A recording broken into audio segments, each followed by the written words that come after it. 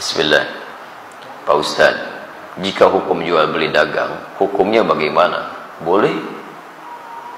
Boleh dagang. Kalau tidak boleh, masa Nabi mempraktekkan dagang? Nabi kan pedagang. Bahkan sebelum jadi Nabi, sudah berjual beli.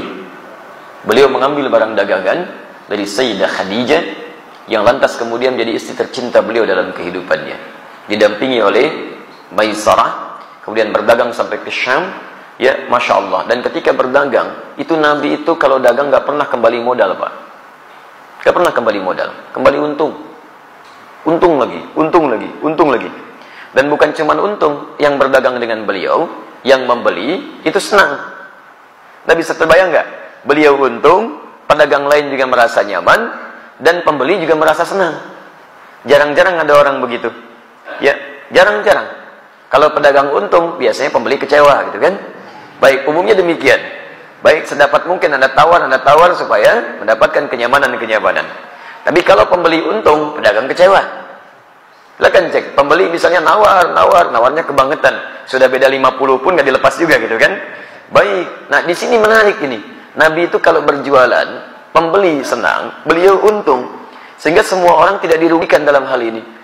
Dan hebatnya nanti konsep dagangnya Nabi Sallallahu Alaihi Wasallam, ketika diajarkan pada para sahabat, itu Masya Allah, tidak ada di antara mereka yang juga kembali modal. Semuanya untung.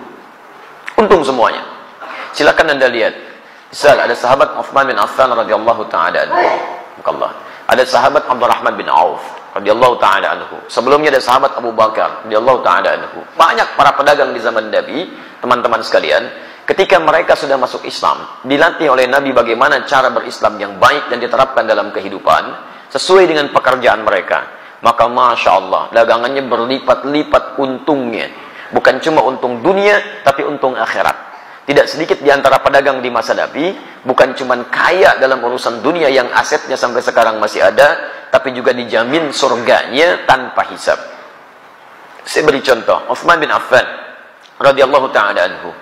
Sebelum masuk Islam, pebisnis. Setelah masuk Islam, kayanya luar biasa. Silakan antum, saya berdoa mohon pada Allah, kalau yang belum umrah, belum haji, insya Allah diikhtiarkan ya, ikhtiarkan. Insya Allah mudah-mudahan dipercepat oleh Allah Subhanahu Wa Taala untuk bisa berhaji atau umrah. Nanti saat ke Madinah main ke satu tempat, terdapat di dalamnya tapak-tapak kesuksesan Uthman bin Affan radhiyallahu taala anhu. Di antaranya beliau masih punya aset sampai sekarang. Ada sumur yang pernah beliau bebaskan ketika dimonopoli oleh Yahudi. Mau minum bayar.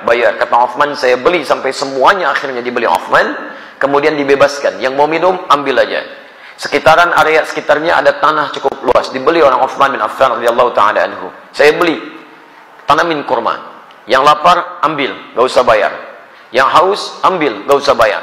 Sampai sekarang area itu ada, akan dibuat area perhotelan, royaltinya disimpan di Bank Saudi, disedekahkan kepada umat muslim atas nama sahabat Uthman bin Affan radhiyallahu taala anhu. Sampai sekarang masih ada. Abdurrahman bin Auf radhiyallahu taala anhu, itu diembargo. Ya, bukan cuma diembargo, dirampas hartanya saat di Mekah. Pergi ke Madinah cuma pakaian yang melekat di badannya. Baik, begitu sampai di Madinah, diterima oleh orang paling kaya di Madinah. Kata orang ini, "Sami'tu annaka kunta ghaniyan bima ma'na." Saya dengar kamu jatuh fakir saat di Mekah. Kalau ingin kaya lagi, ambil setengah kekayaan saya. Kalau ingin menikah cari pasangan, pilih pasangan terbaik di sini. Maka saya akan fasilitasi. Masya Allah. Teman-teman sekalian, apa jawabannya? Jazakallahu khairan bima ma'na. Semoga Allah berikan balasan terbaik untuk Anda. Arini ainal aswah. Cukup tunjukkan kepada saya di mana pusat bisnisnya. Dagang. Dipraktekkan ilmu dari Nabi. Modal cuma pakaian. 3 bulan. Jadi orang paling kaya nomor 3 di Madinah. 1 tahun jadi orang paling kaya di Madinah. Yang kapaknya saja terbuat dari emas. Kapaknya. Coba lihat. Orang terkaya di Lampung belum tentu punya kapak. Ya. Orang terkaya di dunia, Bill Gates, 1.300 triliun hartanya. Tanya, punya kapak gak? SMS tuh pagi ini, tanyain. Ya.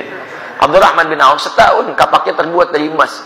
Modalnya apa? Cara bisnis Nabi. Nah, cara ini tidak menghalangi mereka untuk ibadah kepada Allah, kaya dan soleh. Silakan cek, buka kitabnya Imam An-Nawawi. Imam An-Nawawi punya kitab namanya At-Tibyan fi Adab Hamalatil Quran. Lihat versi Arabnya cetakan Darul Kutub Al-Islamiyah. Warnanya merah marun, halaman 38. Paragraf yang pertama, baris 1 sampai baris yang kedua paling atas sebelah kanan.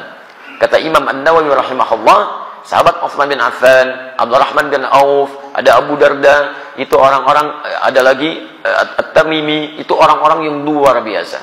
Tamim Ad-Dari, bukan At-Tamimi, Tamim Ad-Dari, yaitu malamnya di antara kesibukan mereka masih bisa menunaikan tahajud sampai khatam Al-Quran. Sampai khatam Al-Quran. Jadi pendekatan kepada Allahnya luar biasa. Makanya Allah buka rezeki mereka lebih daripada yang lain. Jadi kalau Anda ingin dapatnya rumusnya begini. Kalau Anda punya permintaan yang lebih daripada orang lain, maka dekati Allah dengan cara ibadah yang lebih daripada orang lain. Orang lain tidur, Anda bangun. Orang lain sedikit-sedikit tidur, Anda sedikit tidur. Orang lain sedikit-sedikit makan, Anda sedikit makan. Puasa, rajin. Tahajud, rajin. Ikhtiar juga rajin. Nanti dengan ikhtiar itu Allah mudahkan jalan keluar Anda. Wa may yattaqillaha yaj'al lahu makhraja wa yarzuqhu min haitsu la yahtasib. Demikian di Quran surah ke-65 ayat 2 sampai 3. Nah, saya persingkat jawaban untuk pertanyaan Anda di sini. Kalau Anda ingin berubah lebih baik, itu dikumpulkan oleh para imam hadis dalam kitab-kitab hadis. Disebut dengan Kitabul Buyu', bab tentang pembahasan bisnis dari Nabi sallallahu alaihi wasallam. Saran saya, keluarkanlah ayat-ayat Quran yang berbicara tentang cara berdagang, kemudian lihat tafsirannya dari Nabi, buka kitab Imam Al-Bukhari misalnya, buka Kitabul Buyu', bab tentang bisnis dari Nabi, keluarkan itu, duduk dengan sesama pedagang, jangan sendirian, jangan ingin menguasai sendirian. Dulu teman-teman Nabi itu saling bersama-sama, semua kaya, bahkan kaya banget, ya kumpul bareng-bareng. Kenapa antum gak kumpul para pedagang, pebisnis, pengusaha, duduk bareng-bareng, tilawahi ayatnya, hadisnya, kemudian antum undang ustaz di bidangnya, diskusikan, praktekkan. Kalau nggak dipraktekkan kapan lagi? Ya silahkan kalau nggak percaya. Konsep itu sekarang diambil oleh orang Yahudi, dipraktekkan oleh mereka. Cuma mereka tidak pernah mengungkapkan istilah kalau itu diambil dari hadis Nabi. Konsep syariah itu sekarang banyak diadopsi Pak di Eropa. Bahkan di Inggris sekarang sedang marak tuh, di London macam-macam dikembangkan. Ya kemudian oleh Yahudi dirubah istilahnya di Ventura. Ventura itu asalnya syariah, cuman dimodifikasi oleh mereka untuk menampilkan sistem hukum yang kira-kira bisa awet gitu. Syariah sekarang itu luar biasa. Di non-muslim saja sudah mengejar-ngejar konsepnya. Kenapa kita yang punya tidak menerapkan? Paham ya? Baik, sudah saya baca, sudah saya jawab intinya. Ya, di persoalannya barangkali nanti sesuaikan lagi ya.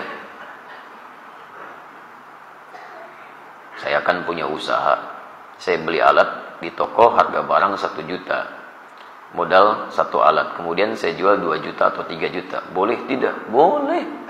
Antum jual 5 juta juga silahkan kalau laku ya. Baik, alhamdulillah. Yang penting antara din minkum, ada yang ridha satu dengan yang lainnya, kemudian tidak markup, tidak gharar, tidak menipu. Di orang itu wajar menilai. Antum beli 1 juta, dijual 5 juta. Kalau kaidah boleh saja. Tapi kan juga pembeli akan melihat wajar apa tidak. Ya kalau tidak wajar yang akan beli. Ya ada yang jual Nokia 3315 sekarang. Misal, dijual 10 juta. Ada yang beli nggak? Nggak ada. Modal antum cuma 100 ribu dijual 10 juta gitu kan. Nggak akan ada yang beli. Jadi kalau misalnya antum ingin jualan seperti ini, boleh-boleh saja. Lihat batas kewajaran, jangan menipu, jangan ada gharar. Kemudian yang paling penting juga hindari hal-hal yang dilarang seperti riba dan sebagainya. Paham ya?